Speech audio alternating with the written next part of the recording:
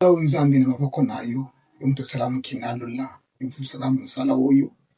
na salangu nakati ya mkili uzungi sana nakati ya makufi pona salila yo yango papa musalamu sana kombo na Yesu amen. Yalibosele kona kumituna na mboka na biso ya Kongo RDC nzambe ta Felicia kutaka na plasi aibisanga boye na benga Felici na komele mikanda après 3 semaines na moninga Joseph bakutana nanga babenga ngaye na bisa ngo message oyo nzambe apesa ngaye moko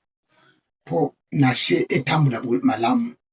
mena kuma mikanda na belela bango na television na radio na belela atamuntu moko abenga ngaye te atamtu kwa benga ngaite na kuma mikanda tu afwa nimana biro ya president wa RDC Felix Tshisekedi wapi babenga ngaite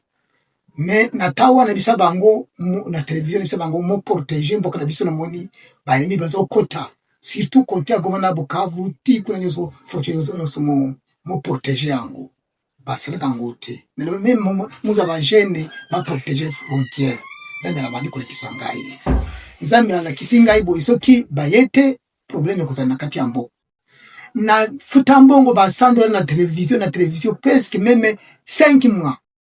babenga ngaite sandra mutala façon na ngai bilo mbanga kebatu mpaka mfaza na mwa ba sala nzambe na Congo France ba $100 tando na futimbongo par mois na zole kisa message yetalimboka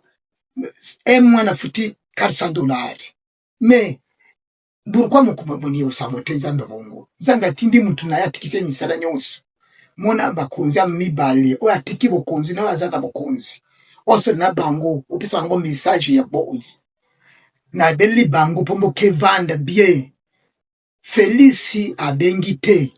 Joseph ayego kende sa abenga na moninga benga tokutana pwe mtu azana bato Felici mtu aliga benga Joseph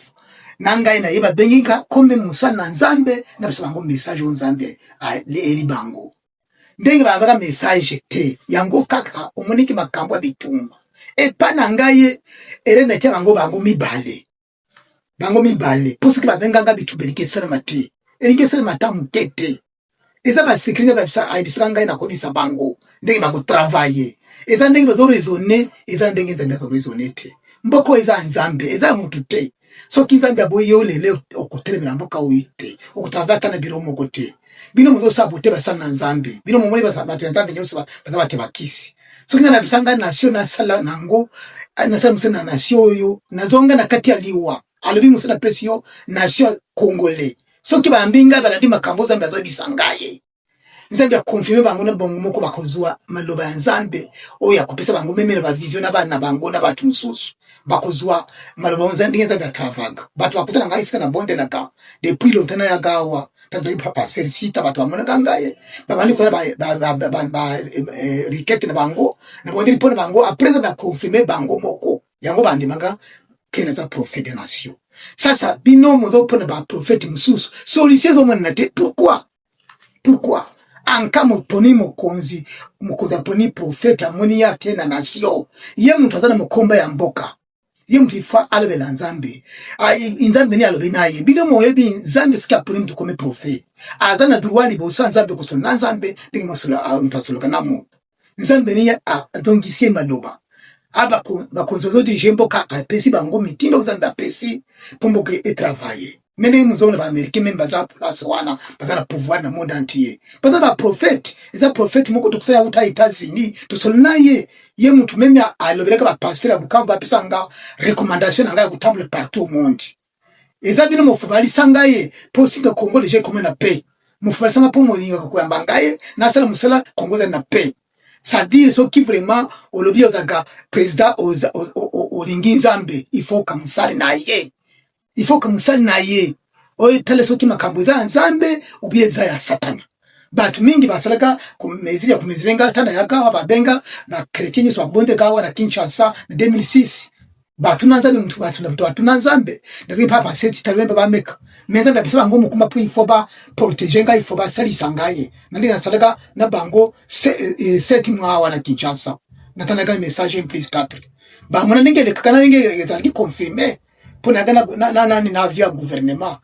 est-ce que c'est le canal tele mese bitumbe etelemanga yaone keneka mulenge na tukutani meme masunzu na pesa mitilo dambe alobaga mitilo asali sango tia ganya tia kumaga general aza place tukutana na kalingi bino moyebi nande bakanga ile bekatende bakanga na model need mengaye soki nakutaniye babengi yena diboso nangaye nakutane na kalingi power pa 100 kilo otuna mitindo koma okutravaila na FARDC koma kuzongoza la mtu wa Kongo obima na kati ya rebeli a respecta makambo na ibisigaye yango komisigaye general so kilelo ezama kamuso asaliki na mayebite me aliboso abanga respecta abima kati ya rebeli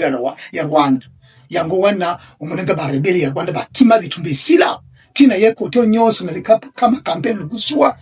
ti barisi bakutana ngana kavumu na beso bisa message wa soldat ba rebeli na kavumu bandima kopesa nga avion zo travail na ngo pendant 2 mois et demi bazome manga partout barisi na Antonov bazome manga partout na message kama campaign guswa kitutu partout na est na zo tourner na via barisi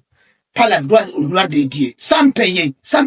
mtu atakiwa mboka na bino te asali simboka na bino azaki mtu azosami makazi misel na ime andemi prophète ameme pasa moni clair makambo ezo manakati na ye bango balebi biso tezana nzambe Buddha me nzambe na Yesu Kristo vraiment azo répondre pour le Buddha bandi nzambe na ngaye babisanga avio priorité para de mois de mingambo kuna lemba na yana Kinshasa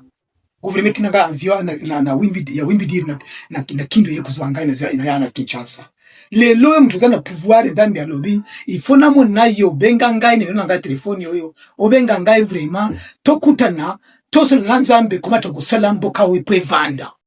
esi sozokenda bazabatu so kibanga bazosela politique kubundisa biso tusale mini ngako sona nzambe nzambe yemo kwa abisenga na komaga journal les années passées a lobby batu zobundisa RDC so kibakune kubundisa RDC batu wane nzambe akubundisa ngo na bitumba naye eza masasite eza machete mais azana bitumba kubundisa bango jusqu'à aujourd'hui bitumba bandi na ba Europe e bandi kuna ya nzambe po bazosela politique ya kuya kubuma batu na RDC ça va respecter natanga ba belge va kusenga mulimbisi et pourquoi les loba mso kusenga mulimbisi te France azolinga